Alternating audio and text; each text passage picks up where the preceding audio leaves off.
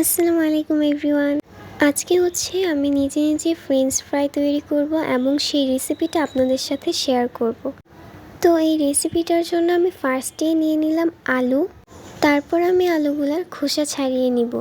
তারপর আমি আলুগুলা French fry শেপে কেটে নিব এবং এই আলুগুলা কাটতে আমাকে আমার আম্মু সাহায্য করেছে। তারপর আমি একটা বাটিতে পানি নিয়ে নিলাম সেই আলুগুলা ধোয়ার জন্য। ধোয়া হয়ে গেলে আমি এখানে পরিমাণ মতো মরিচের গুঁড়ো, হলুদের গুঁড়ো, ধনিয়া গুঁড়ো এবং জিরে গুঁড়ো দিয়ে দিব। তারপর অল্প পরিমাণের লবণ দিয়ে আমি সবগুলোকে একসাথে মিক্সড করে নিব। তারপর আমি চুলার ঝাঁচটা বাড়িয়ে দিয়ে সেটাতে ফ্রাই প্যান বসিয়ে দিব এবং পরিমাণ মতো তেল দিয়ে দিব। অবশ্যই আমাদেরকে তেলটা যতক্ষণ না ভালোভাবে গরম হচ্ছে ততক্ষণ পর্যন্ত অপেক্ষা করতে হবে। তারপর তেলটা ভালোভাবে গরম হওয়ার পর সেই তেলে আলুগুলো দিয়ে দিব। তারপর এটাকে বেশ কিছুক্ষণ চুলায় বসিয়ে রাখতে হবে। যখন লালচে একটা ভাব চলে আসবে তখন এটাকে নামিয়ে নিব।